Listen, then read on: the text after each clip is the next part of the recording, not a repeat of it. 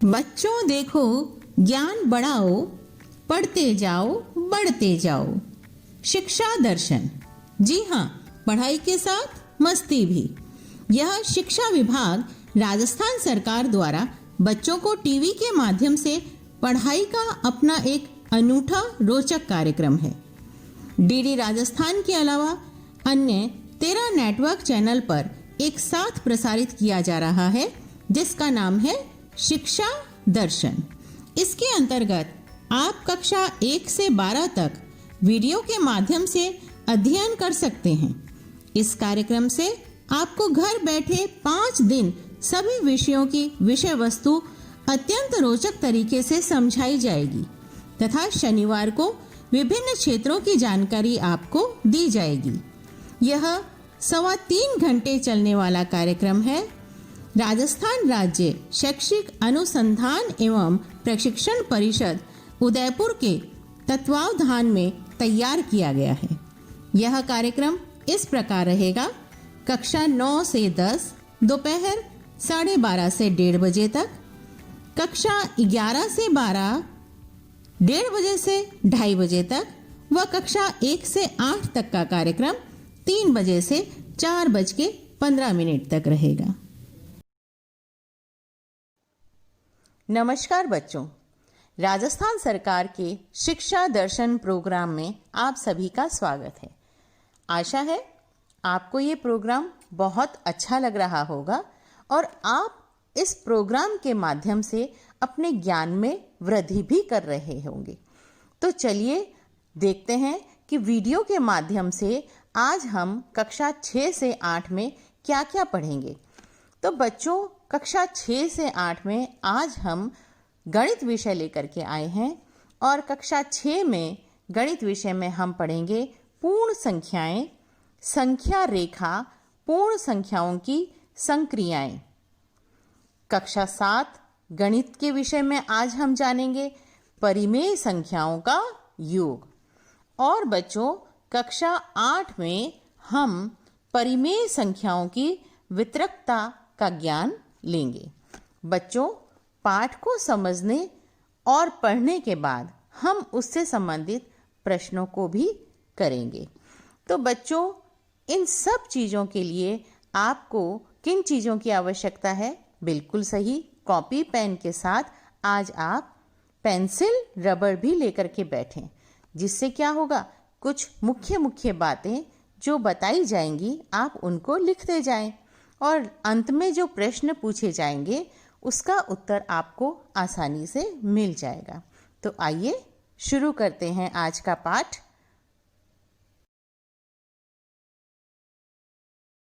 आज हम देखेंगे पूर्ण संख्याओं से संबंधित कुछ मिथ्या धारणाएं।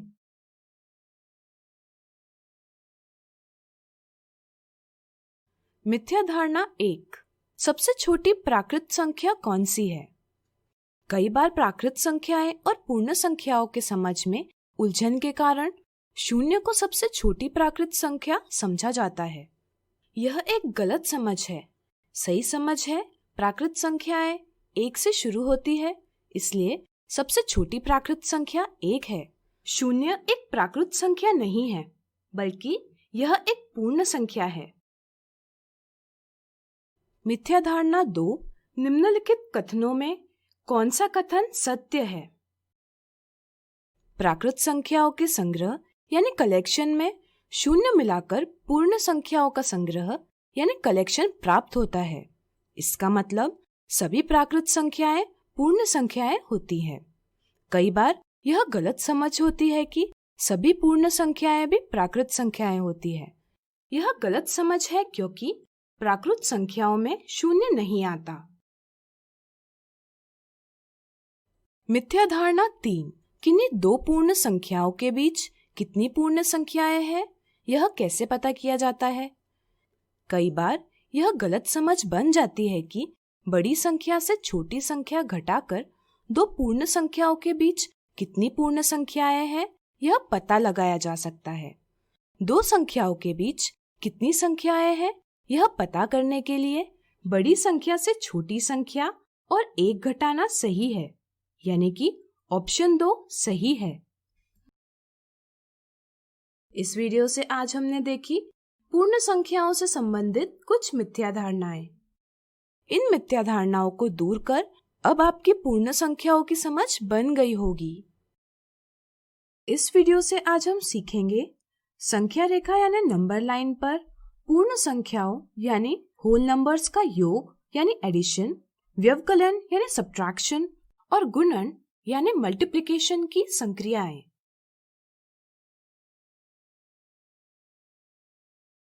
पूर्ण संख्याओं की संख्या रेखा 0 से शुरू होती है और अनंत तक चलती जाती है। चलिए जानते हैं संख्या रेखा पर पूर्ण संख्याओं का योग कैसे व्यक्त किया जाता है। यहाँ देखिए, इस टोकरी में 5 फल है। अगर इनके साथ 2 और फल रखे जाएं, तो कितने फल होंगे? इसे प्राप्त करने के लिए हमें 5 और 2 को जोड़ना होगा। आइए इसे संख्या रेखा पर व्यक्त करें। पहली संख्या है 5, इसलिए हम संख्या रेखा पर 5 से प्रारंभ करेंगे। चूंकि इसमें 2 जोड़ना है, इसलिए हम दाईं ओर 2 कदम 5 से 6 और 6 से 7 चलेंगे। कदम व्यक्त करने के लिए तीरों का प्रयोग करेंगे, जिनका सिरा दाईं ओर होगा। अंतिम तीर का सिरा बिंदु 7 की तरफ इशारा करता है। इसी प्रकार 5 और 2 का योग 7 है, यानी 5 धन 2 बराबर 7। अब चलिए जानते हैं संख्या रेखा पर पूर्ण संख्याओं का व्यवकलन कैसे व्यक्त किया जाता है। मान लीजिए 5 फलों से अगर हम 2 फल निकाल लेते हैं तो कितने फल बचेंगे? इसे प्राप्त करने के लिए हमें 5 से 2 घटाना होगा। आइए इसे संख्या रेखा पर व्यक्त करें। पहली संख्या है 5, इसलिए हम संख्या रेखा पर 5 से प्रारंभ करेंगे। क्या आप बता पाएंगे अब हमें किस ओर चलना चाहिए? सोचिए। चूंकि इस संख्या से हमें 2 घटाना है, इसलिए हम बाईं ओर 2 कदम 5 से 4 और 4 से 3 चलेंगे। कदम व्यक्त करने के लिए तीरों का प्रयोग करेंगे, जिनका सिरा बाईं ओर होगा। अंतिम तीर का सिरा बिंदु 3 की तरफ इशारा करता है, इसलिए 5 और 2 का व्यवकलन 3 है, यानी 5 ऋण 2 बराबर 3। अब चलिए जानते हैं संख्या रेखा पर पूर्ण संख्याओं का गुणन कैसे व्यक्त किया जाता है।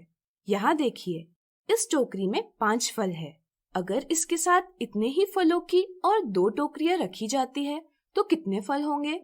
इसे प्राप्त करने के लिए हमें 3 गुना 5 करना होगा। आइए इसे संख्या रेखा पर व्यक्त करें। योग या व्यवकलन की तरह यहाँ हम 5 से प्रारंभ नहीं करेंगे, बल्कि 0 से प्रारंभ करेंगे। चूंकि 5 फल 3 बार दोहराए गए हैं, इसलिए हम 0 से प्रारंभ कर 5 मात्रक दूरी यानी यूनिट डिस्टेंस के 3 कदम 0 से 5, 5 से 10 और 10 से 15 चलेंगे। कदम व्यक्त करने के लिए तीरों का प्रयोग करेंगे, जिनका सिरा दाईं ओर होगा।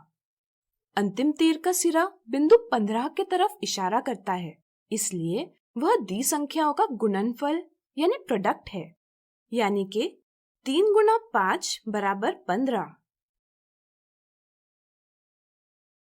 इस वीडियो में आज हमने सीखा संख्या रेखा पर पूर्ण संख्याओं का योग, व्यवकलन और गुणन की संक्रियाएं कैसे की जाती है। अगले वीडियो में हम इसके उदाहरण देखेंगे।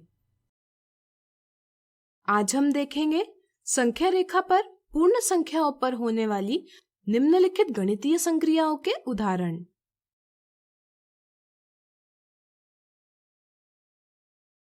टेबल पर 4 किताबें हैं। अगर उनके साथ 5 और किताबें रखी जाए तो कुल किताबों की संख्या क्या होगी? संख्या रेखा पर इसका हल ढूंढें। यहाँ हमें 4 को 5 के साथ मिलाना है। सबसे पहले संख्या रेखा बनाएं और 0 से 15 तक की संख्याएं व्यक्त करें। आप संख्या रेखा पर कितनी भी संख्याएं व्यक्त कर सकते हैं। पहली संख्या 4 है, इसलिए हम संख्या रेखा पर 4 का पता लगाएंगे। चूंकि हमें इसमें 5 जोड़ना है, इसलिए हम 4 की दाईं ओर इकाई दूरी यानी यूनिट डिस्टेंस के 5 कदम चलेंगे। कदम व्यक्त करने के लिए दाईं ओर इशारा करने वाले तीरों का उपयोग करेंगे। चूंकि अंतिम तीर का सिरा 9 की ओर इशारा करता है, इसलिए 4 और 5 के योग का परिणाम है 9, यानी कि टेबल पर अब 9 किताबें हैं। उदाहरण, पवन के पास 7 पेंसिल थी। उसने चंदा को 4 पेंसिल दी। अब उसके पास कितनी पेंसिल है? संख्या रेखा पर इसका हल ढूंढे। शुरुआत में पवन के पास 7 पेंसिल थी, जिसमें से उसने 4 पेंसिल चंदा को दी। शेष पेंसिल की संख्या 7 से 4 घटाकर प्राप्त की जा सकती है। आइए इसे संख्या रेखा पर व्यक्त करें। एक संख्या रेखा बनाएं और उस पर 7 से अधिक संख्याओं को दर्शाएं। पहली संख्या 7 है, इसलिए संख्या रेखा पर 7 का पता लगाएं। दूसरी संख्या 4 है, इसलिए 7 से शुरुआत कर बाईं ओर इकाई दूरी के 4 कदम चले। ध्यान दें कि घटाने के लिए हम बाईं ओर चलते हैं और जोड़ने के लिए दाईं ओर। 4 कदम चलने के बाद हम संख्या 3 पर पहुंचते हैं। यह 7 ऋण 4 का जवाब है, इसलिए पवन के पास 3 पेंसिलें शेष हैं। उदाहरण, माँ ने अपने हर एक बच्चे अंकिता, सविता और निशा को 4 रुपए दिए। क्या आप बता सकते हैं माँ ने बच्चों को कुल कितने रुपए दिए? संख्या रेखा पर इसका हल ढूंढे। दिए उदाहरण में बच्चों की कुल संख्या 3 है और प्रत्येक को 4 रुपए मिलते हैं, इसलिए कुल धनराशि 3 गुना 4 के रूप में व्यक्त कर सकते हैं। आइए संख्या रेखा पर 3 गुना 4 इस गुणन का हल ढूंढे। संख्या रेखा पर गुणन व्यक्त करने के लिए हमेशा 0 से प्रारंभ किया जाता है। गुणन की पहली संख्या हमें बताती है कितने कदम चलने हैं और दूसरी संख्या बताती है कि प्रत्येक कदम के लिए कितनी दूरी रखनी है। यहाँ हमें प्रत्येक कदम 4 इकाई दूरी का चलना है, इसलिए 3 गुना 4 को व्यक्त करने के लिए 0 से प्रारंभ कर दाईं ओर 4 इकाई दूरी के 3 कदम चलेंगे।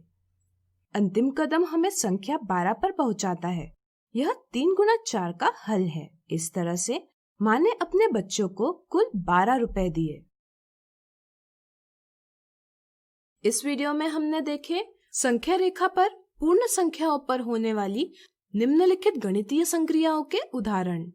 अगले वीडियो में इनसे संबंधित मिथ्या धारणाओं को दूर करेंगे।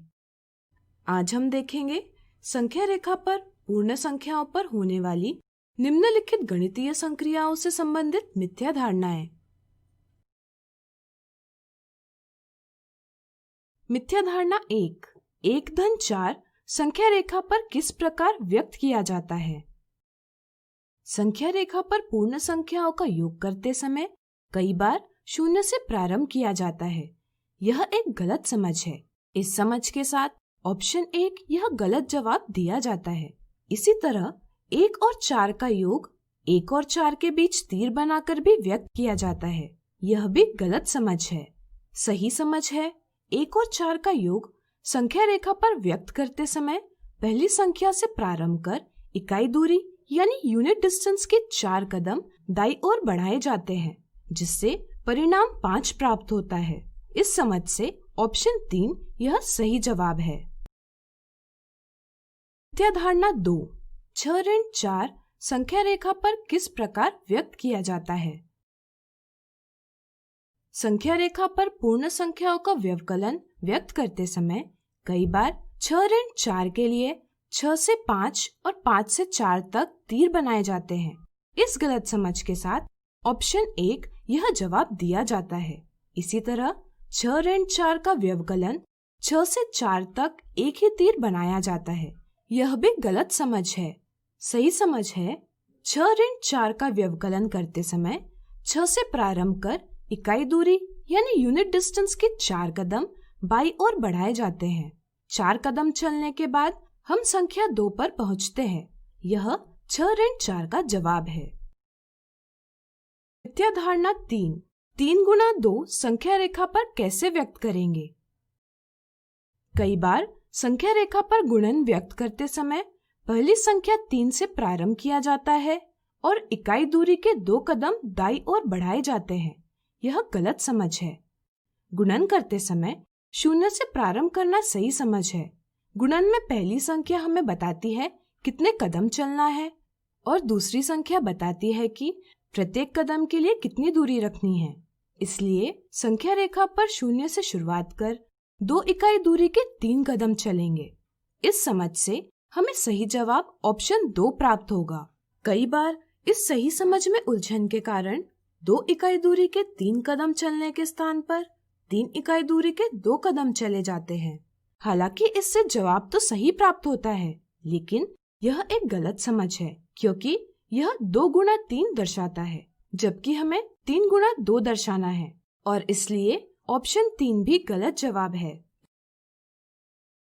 इस वीडियो से आज हमने देखी संख्या रेखा पर पूर्ण संख्याओं पर होने वाली निम्नलिखित गणितीय संक्रियाओं से संबंधित मिथ्या धारणाएं।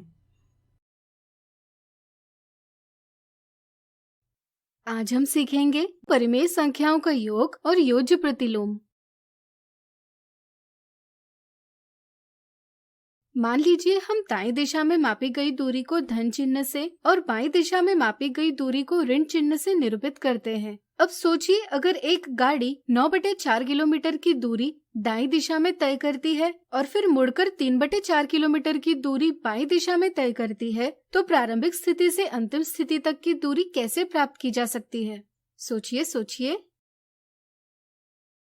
बिल्कुल सही, यहाँ हमें दोनों स्थितियों में तय की गई दूरियों का योग करना होगा। गणित में इसे हम 9/4 धन ऋण 3/4 से निरूपित करेंगे। यहाँ 9/4 किलोमीटर की दूरी दाईं दिशा में तय की गई है, इसलिए इसे धनात्मक परिमेय संख्या यानी पॉजिटिव रैशनल नंबर से निरूपित किया गया है, जबकि 3/4 किलोमीटर की दूरी बाईं दिशा में तय की गई है, इसलिए इसे ऋणात्मक परिमेय संख्या यानी नेगेटिव रैशनल नंबर से निरूपित किया गया है। चलिए इन परिमेय संख्याओं के योग का परिणाम संख्या रेखा पर ज्ञात करें। सबसे पहले हम 1 किलोमीटर दूरी को इकाई मानकर एक संख्या रेखा बनाएंगे और इस पर 0 सहित पूर्णांकों को अंकित करेंगे। अब हम देखते हैं कि दोनों परिमेय संख्याओं का हर यानी डिनोमिनेटर 4 है। हर के स्थान पर लिखी संख्या बताती है कि इकाई के कितने बराबर भाग किए गए हैं। जैसे यहाँ हर के स्थान पर लिखी संख्या 4 हमें बताती है कि प्रत्येक इकाई दूरी के 4 बराबर भाग किए गए हैं, इसलिए हम संख्या रेखा के प्रत्येक इकाई दूरी के 4 बराबर भाग बनाएंगे। अब हम 0 के दाईं ओर 1/4, 2/4, 3/4 इस प्रकार परिमेय संख्याएं अंकित कर सकते हैं। इसी प्रकार 0 के बाईं ओर ऋण 1/4, ऋण 2/4, ऋण 3/4 इस प्रकार परिमेय संख्याएं अंकित कर सकते हैं। अब चलिए द्विपरिमेय संख्याओं का योग करें। यहाँ पहली संख्या है 9/4, इसलिए हम 9/4 स्थान ज्ञात करेंगे। 9/4 धनात्मक परिमेय संख्या है, इसलिए इसका स्थान 0 के दाईं ओर 9 कदमों की दूरी पर है। अब हम दूसरी संख्या को देखते हैं। अगर दूसरी संख्या धनात्मक हो तो हम दाईं ओर चलते हैं, लेकिन अगर यह ऋणात्मक हो तो बाईं ओर चलते हैं। जैसे यहाँ ऋण 3/4 एक ऋणात्मक परिमेय संख्या है। ऋणात्मक होने के कारण अब हम संख्या रेखा पर 9/4 के बाईं ओर 3 कदम चलेंगे। इससे हम पहुँच जाएंगे संख्या 6/4 पर। इसलिए 9/4 धन ऋण 3/4 बराबर 6/4 है। सोचिए, अगर हमें इन परिमेय संख्याओं को संख्या रेखा के बिना जोड़ना होता तो यह हम कैसे करते? बिल्कुल सही, इनका योग भिन्नों यानी फ्रैक्शंस के योग की तरह ही किया जाता है, लेकिन ऐसा करते समय हमें चिन्हों का ध्यान रखना जरूरी है। जैसे यहाँ हम देखते हैं कि दोनों परिमेय संख्याओं का हर समान है, इसलिए हम परिणाम में हर वैसा का वैसा रखेंगे और परिणाम का अंश पता करने के लिए दोनों परिमेय संख्याओं के अंश को जोड़ेंगे। यहाँ 9 धन ऋण 3 बराबर 6, इसलिए हमें परिणाम प्राप्त होगा 6/4। 6/4 एक धनात्मक परिमेय संख्या है। इसके उपयोग से हम कह सकते हैं कि गाड़ी अपने प्रारंभिक स्थान से दाईं ओर 6/4 किलोमीटर दूर है। अगर गाड़ी 9/4 किलोमीटर की दूरी दाईं दिशा में तय करती है और फिर 7/2 किलोमीटर दूरी बाईं दिशा में तय करती है, तो प्रारंभिक स्थान से वह कितनी दूर होती? सोचिए। यहाँ भी हमें दोनों स्थितियों में दूरी को जोड़ना होगा, जिसे हम 9/4 धन ऋण 7/2 इस संक्रिया से व्यक्त करेंगे। अब इन दो परिमेय संख्याओं को हम तभी जोड़ पाएंगे जब इनका हर बराबर होगा। हर बराबर करने के लिए हम दोनों परिमेय संख्याओं के हरों का लसअ प्राप्त करेंगे। यहाँ हर 4 और हर 2 का लसअ है 4। 9/4 का हर पहले से 4 है, इसलिए हम इसमें कोई बदलाव नहीं करेंगे। लेकिन ऋण 7/2 का हर 4 नहीं है। हर 4 करने के लिए हम ऋण 7/2 के अंश और हर दोनों को 2 से गुणा करेंगे। इससे हमें परिमेय संख्या प्राप्त होगी ऋण 14/4। यहाँ हमें हर 4 प्राप्त हो रहा है। साथ ही साथ ऋण 7/2 के अंश और हर दोनों को एक ही संख्या से गुणा किए जाने के कारण परिमेय संख्या के मान में भी बदलाव नहीं आ रहा है। अब हम इन्हें जोड़ सकते हैं। यहाँ हम परिणाम में दोनों का उभयनिष्ठ हर वैसा का वैसा लिखेंगे और अंशों का योग कर परिणाम का अंश 9 धन ऋण 14 बराबर ऋण 5 प्राप्त कर लेंगे। इस प्रकार दी संख्याओं के योग का परिणाम है ऋण 5/4। जब हम परिमेय संख्याओं के योग की बात करते हैं तो यहाँ एक और महत्वपूर्ण स्थिति निकल कर आती है। यहाँ हमें परिणाम एक ऋणात्मक परिमेय संख्या प्राप्त हुई है। इसका अर्थ यह है कि गाड़ी की अंतिम स्थिति उसके प्रारंभिक स्थान से बाईं ओर 5/4 किलोमीटर की दूरी पर है। मान लीजिए एक गाड़ी अपने प्रारंभिक स्थान से शुरू होकर 9/4 किलोमीटर दूरी दाईं ओर चलती है और फिर उतनी ही दूरी बाईं ओर चलती है, तो वह कौन से स्थान पर पहुंचेगी? सोचिए। बिल्कुल सही, गाड़ी फिर से अपने प्रारंभिक स्थान पर ही पहुंच जाएगी, यानी कि 9/4 धन ऋण 9/4 बराबर 0 है। इस प्रकार अगर किन्हीं दो परिमेय संख्याओं का योग 0 आता है तो वे एक दूसरे की योज्य प्रतिलोम यानी एडिटिव इनवर्स कहलाती है। अगर हम देखें तो 9/4 का स्थान और ऋण 9/4 का स्थान 0 से विपरीत दिशाओं में बराबर दूरी पर है। इसलिए हम यह भी कह सकते हैं कि अगर किन्हीं दो परिमेय संख्याओं का स्थान 0 से विपरीत दिशाओं में बराबर दूरी पर हो तो वे एक दूसरे की योज्य प्रतिलोम कहलाती है।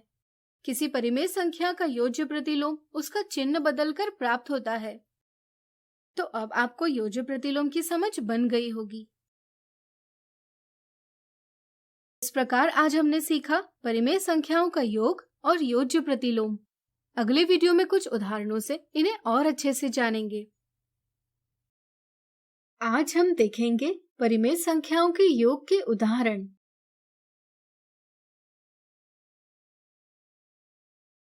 ज्ञात कीजिए ऋण 13/16 धन ऋण 9/12। इस उदाहरण में हमें दो ऋणात्मक परिमेय संख्याओं का योग ज्ञात करना है।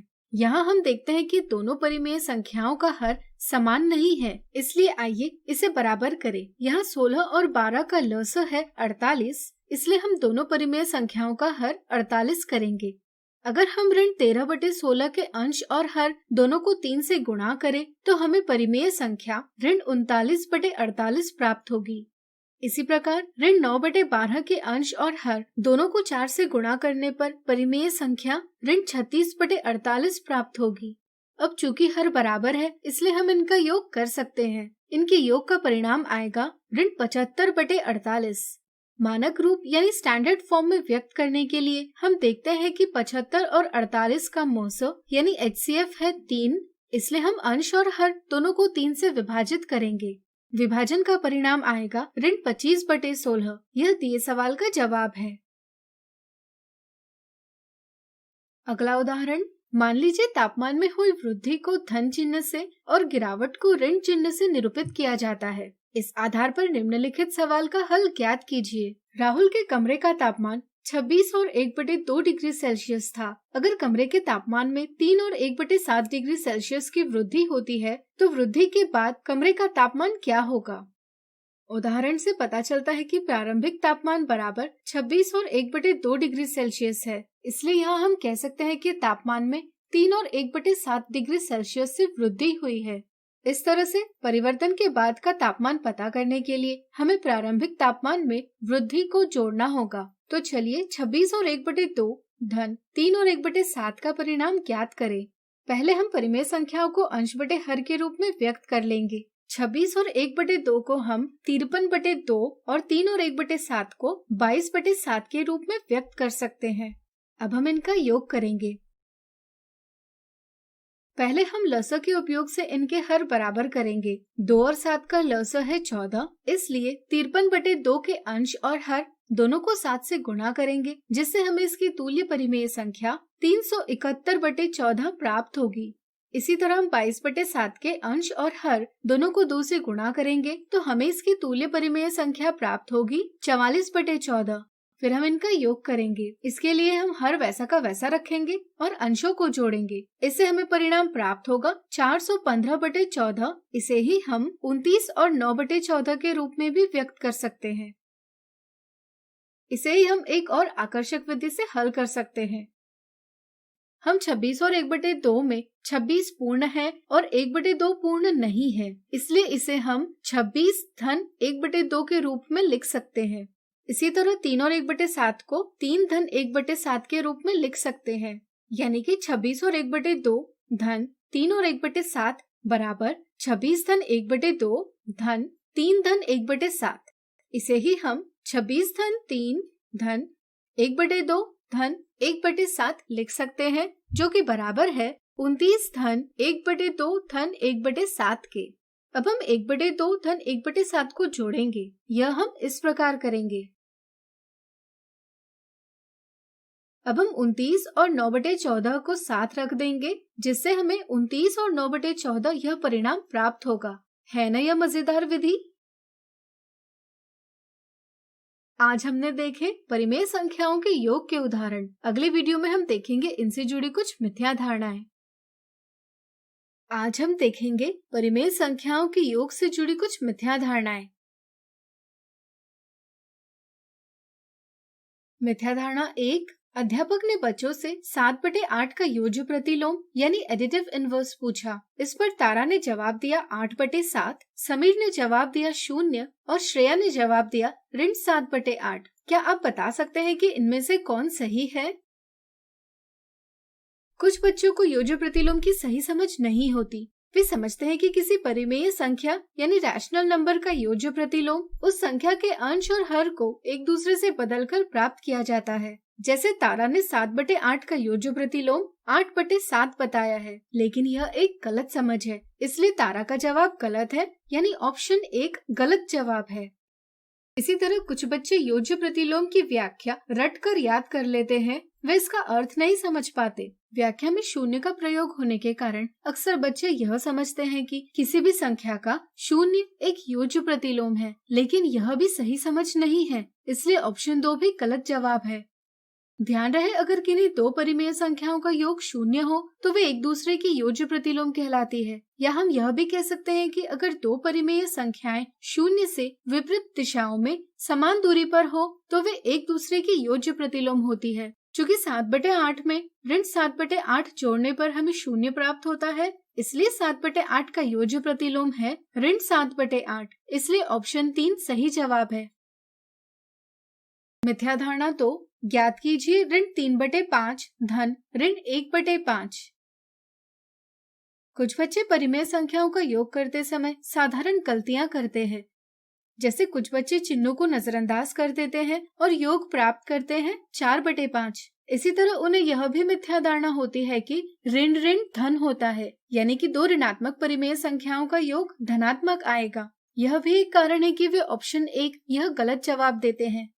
यह सही समझ यह है कि योग करते समय संख्याओं के चिन्हों का ध्यान रखना आवश्यक है। ध्यान रहे, दो धनात्मक परिमेय संख्याओं का योग धनात्मक आता है, दो ऋणात्मक परिमेय संख्याओं का योग ऋणात्मक आता है। अगर एक धनात्मक और एक ऋणात्मक परिमेय संख्या हो तो योग उस परिमेय संख्या का चिन्ह लेता है जिसका चिन्ह के बिना मान बड़ा है। यह दोनों ऋणात्मक परिमेय संख्याएं हैं, इसलिए योग ऋणात्मक आएगा। इसलिए यहाँ योग ऋण 4/5 प्राप्त होगा, यानी कि ऑप्शन दूसरा सही जवाब है।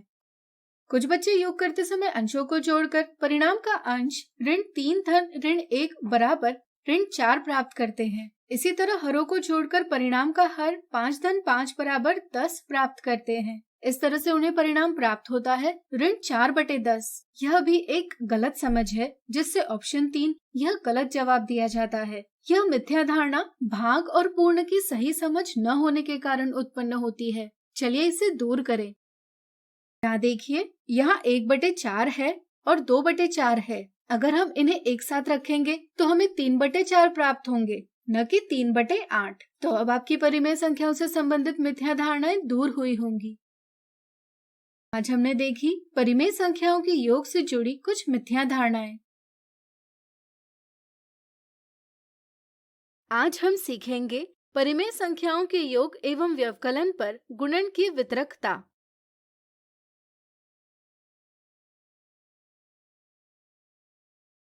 जरा सोचिए, निशांत किसी दुकान में जूस की 2 एक जैसी बोतलें और 2 एक जैसे चॉकलेट खरीदता है। यदि एक जूस की बोतल का मूल्य 22 रुपए और चॉकलेट का मूल्य 15 रुपए होगा, तो सभी वस्तुओं का कुल मूल्य कितना होगा? सोचिए सोचिए। चलिए हम बताते हैं। आप इसे 2 प्रकार से ज्ञात कर सकते हैं। आप जूस की एक बोतल का मूल्य और चॉकलेट का मूल्य जोड़कर इसका 2 गुना कर सकते हैं, या आप जूस की 2 बोतल का मूल्य और 2 चॉकलेट का मूल्य अलग अलग ज्ञात करके इनका योग कर सकते हैं। दोनों स्थितियों में आपको परिणाम समान प्राप्त होगा।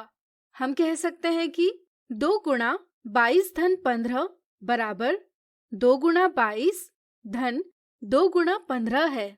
यहाँ योग पर गुणन का वितरण यानी distribution of multiplication over addition किया गया है। परिमेय संख्याओं के संदर्भ में भी योग पर गुणन का वितरण किया जा सकता है। चलिए इसे एक उदाहरण से समझें। मान लीजिए हमें 2/3 का ऋण 4/5 धन 7/5 से गुणन करना है। इसे हम इस प्रकार करेंगे या हम इसे इस प्रकार करेंगे। हमें दोनों स्थितियों में समान परिणाम प्राप्त हो रहा है, इसलिए हम कह सकते हैं कि 2/3 गुणा ऋण 4/5 धन 7/5 बराबर 2/3 गुणा ऋण 4/5 धन 2/3 गुणा 7/5 है। व्यापक रूप में किन्हीं भी 3 परिमेय संख्याओं a, b, c के लिए a गुणा b धन c बराबर a गुणा b धन a गुणा c है। इसे योग पर गुणन की वितरकता यानी distributivity of multiplication over addition कहते हैं। अब आप वीडियो रोककर अपनी नोटबुक और पेन लीजिए और नोटबुक पर 3 परिमेय संख्याएं लीजिए। मान लीजिए पहली परिमेय संख्या a, दूसरी b और तीसरी c है। अब आप a गुणा b ऋण c में a, b, c के स्थान पर लिए गए मान रखकर परिणाम ज्ञात कीजिए। अब आप a गुणा b ऋण a गुणा c में abc के स्थान पर लिए गए मान रखकर परिणाम ज्ञात कीजिए। क्या आपको दोनों स्थितियों में समान परिणाम प्राप्त हुआ? इससे आपको क्या पता चलता है? सोचिए सोचिए। बिल्कुल सही। हम कह सकते हैं कि किन्हीं भी 3 परिमेय संख्याओं a, b, c के लिए a गुणा b ऋण c बराबर a गुणा b ऋण a गुणा c है। इसे हम व्यवकलन पर गुणन की वितरकता यानी distributivity of multiplication over subtraction कहते हैं।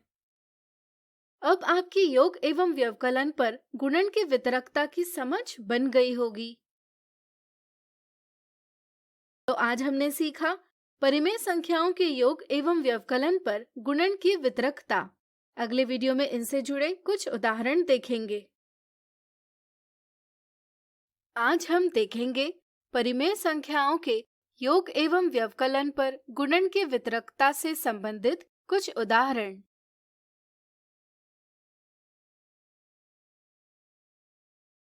एक परीक्षा का नियम था कि प्रत्येक सही जवाब को धन 2 और 1/2 अंक दिए जाएंगे और प्रत्येक गलत जवाब को ऋण 1/4 अंक दिए जाएंगे।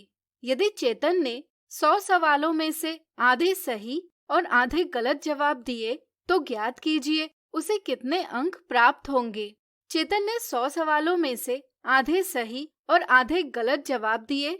इसका अर्थ है कि उसने 50 सही और 50 गलत जवाब दिए। एक सही जवाब के लिए 2 और 1/2 अंक दिए जाते हैं, यानी कि 5/2 अंक दिए जाते हैं। इस तरह से 50 सही जवाबों के लिए उसे 50 गुणा 5/2 अंक प्राप्त होंगे। इसी तरह एक गलत जवाब के लिए ऋण 1/4 अंक। इस तरह से 50 गलत जवाबों के लिए उसे 50 गुणा ऋण 1/4 अंक प्राप्त होंगे। इस तरह से उसे कुल अंक प्राप्त होंगे 50 गुणा 5/2 धन 50 गुणा ऋण 1/4। इसे सरल करने पर हमें प्राप्त होगा 112 और 1/2 अंक। चूंकि परिमेय संख्याओं यानी रैशनल नंबर्स के योग का गुणन पर वितरण यानी डिस्ट्रीब्यूशन किया जा सकता है, a गुणा b धन c बराबर a गुणा b धन a गुणा c।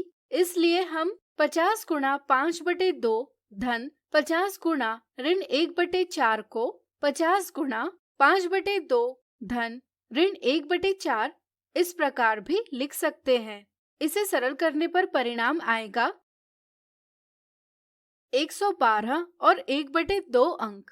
इसलिए चेतन को परीक्षा में 112 और 1/2 अंक प्राप्त होंगे। आप देख सकते हैं कि दोनों विधियों से हमें समान परिणाम प्राप्त हुआ है।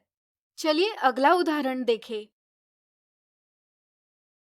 वैशाली के पास 1240 रुपए है। इनमें से वैशाली 3/5 भाग किताबें खरीदने में खर्च करती है और 1/4 भाग घूमने के लिए खर्च करती है। तो ज्ञात कीजिए वैशाली के पास कितनी राशि शेष है। वैशाली के पास कुल 1240 रुपए की राशि थी, जिसमें से वैशाली ने 3/5 भाग किताबें खरीदने में खर्च किया है। इसलिए किताबें खरीदने में किया गया खर्च बराबर 3/5 गुणा 1240। इसी तरह वैशाली ने 1/4 भाग घूमने के लिए खर्च किया है। इसलिए घूमने के लिए किया गया खर्च बराबर 1/4 गुणा 1240।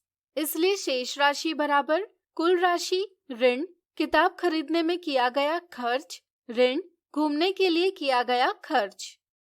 शेष राशि बराबर 1240 ऋण 3/5 गुणा 1240 ऋण 1/4 गुणा 1240। व्यवकलन के गुणन पर वितरण गुण से शेष राशि बराबर 1240 गुणा 1 ऋण 3/5 ऋण 1/4। इसे हम इस प्रकार सरल करेंगे जिसका जवाब होगा 186 रुपए। इसलिए वैशाली के पास कुल 186 रुपए राशि शेष है। चलिए अगला उदाहरण देखें।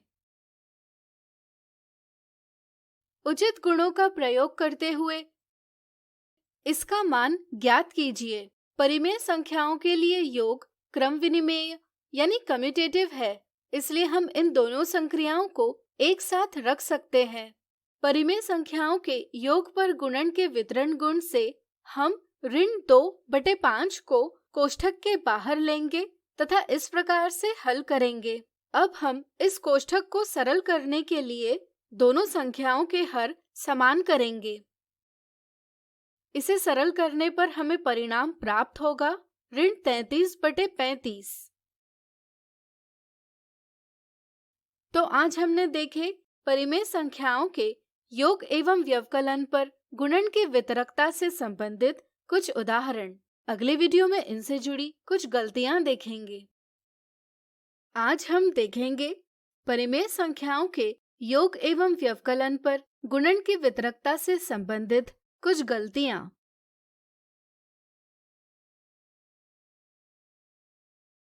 गलती 1, योग या व्यवकलन पर गुणन का वितरण सही प्रकार से न करना। कुछ बच्चे योग या व्यवकलन पर गुणन का वितरण करते समय कुछ गलतियां करते हैं। साधारणतः यह बीजगणित में अधिक देखा जाता है। उदाहरण के लिए यदि बच्चों को कहा जाए कि 1/7 गुणा कोष्ठक में 2x ऋण 5 का वितरण कीजिए, तो बच्चे इसे 1/7 गुणा 2x ऋण 5 इस प्रकार लिखते हैं। वे कोष्ठक के बाहर की संख्या का अंदर लिखी दोनों संख्याओं से गुणन नहीं करते, बल्कि सिर्फ पहली संख्या से गुणन करते हैं।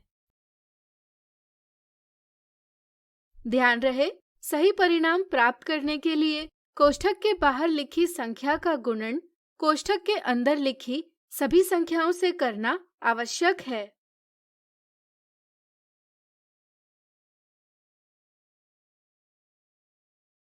गलती 2, साहचर्य गुण यानी एसोसिएटिव प्रॉपर्टी और वितरण गुण में भ्रम।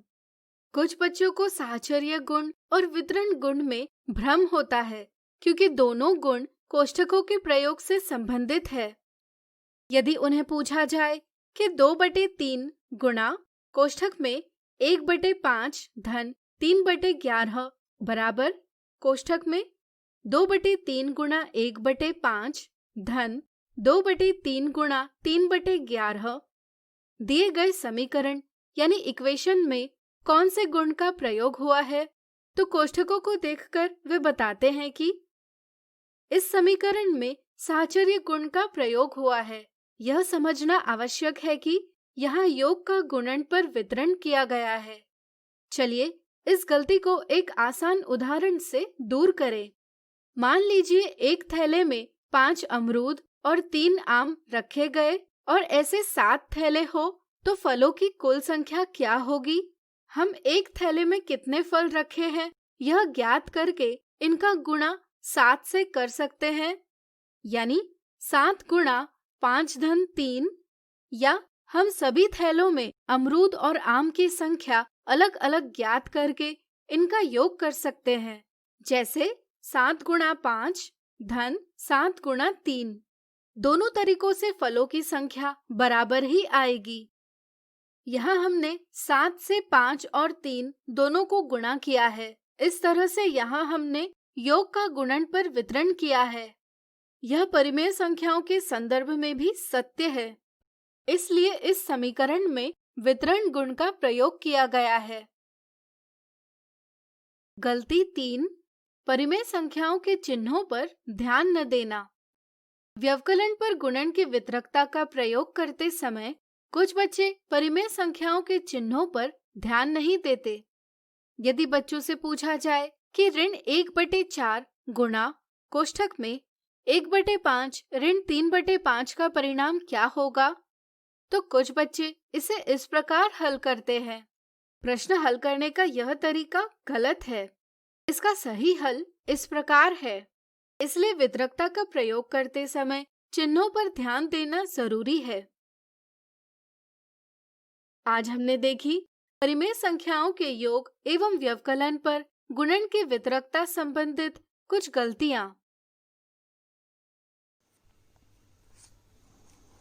हेलो बच्चों, अरे इतना आराम नहीं करना है। बिल्कुल आपने काम अच्छे से किया है, जानती हूँ, और बहुत अच्छे से पढ़ाई भी की है, लिखा भी बहुत अच्छे से, लेकिन लेटना नहीं है। चलिए बच्चों, देखते हैं कि आज हमने क्या क्या पढ़ा। बच्चों, आज कक्षा 6 से 8 में हमने पढ़ा गणित विषय, और कक्षा 6 की गणित में हमने पूर्ण संख्याएं, संख्या रेखा, पूर्ण संख्याओं की संक्रियाएं पढ़ी।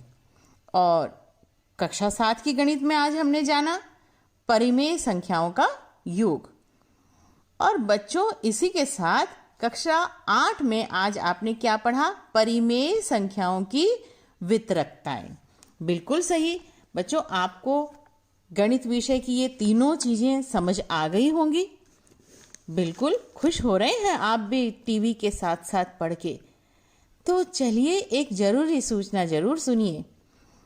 बच्चों, ये जो आज का कार्यक्रम आपने देखा है, ये जो पढ़ाई आपने की है, यदि आप इसको पुनः देखना चाहते हैं तो ये YouTube पर आपको मिल जाएगा। YouTube पर जाकर आप शिक्षा दर्शन DD राजस्थान सर्च करके इस कार्यक्रम को दोबारा से देख सकते हैं। चलिए मिलते हैं कल इसी समय। धन्यवाद। बच्चों, आपको यह कार्यक्रम कैसा लगा? अपना सुझाव अवश्य दें। इस कार्यक्रम से संबंधित आपके मन में यदि कुछ सुझाव आता है या किसी भी तरह की शंका आपके मन में है तो आप हमें ईमेल एड्रेस पर भेज सकते हैं। हमारा ईमेल एड्रेस है shikshadarshan rajasthan@gmail.com। धन्यवाद।